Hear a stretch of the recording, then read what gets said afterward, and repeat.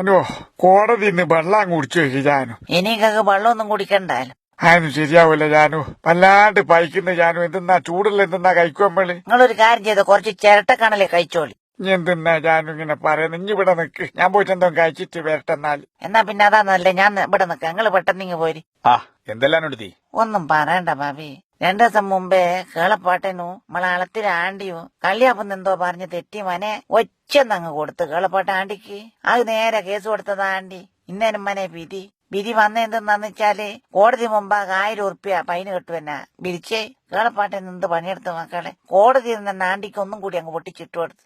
Judge വെച്ച് ഇതെന്താ കേളപ്പ ഇങ്ങനെ പൊട്ടിച്ചിടുന്നു. അപ്പാട് കേളപ്പാട്ടൻ പറയുന്ന, ജഡ്ജി അതെന്റെ അടുത്ത് 2000 ഉറുപ്പ്യന്റെ ഒറ്റ നോട്ടായിട്ട് ചില്ലറിയില്ല, അതുകൊണ്ട് അത് കണക്കായിക്കോട്ടെ എന്ന് വെച്ചിട്ട് അടിച്ചതാണ്. നല്ല കേളപ്പാട്ടം തന്നെ. എല്ലാ ന്യൂ ഇയർ ആന്നേ, ഒരാശംസ എല്ലാം പറ നിങ്ങൾക്ക്. ശരിയല്ലേ ഇതൊക്കെ. ഞാനും എടുത്തിനും കേളപ്പാട്ടിന് ഇഷ്ടപ്പെടുന്ന എല്ലാവർക്കും മനസ്സ് നിറഞ്ഞ പുതുവത്സരാശംസകൾ.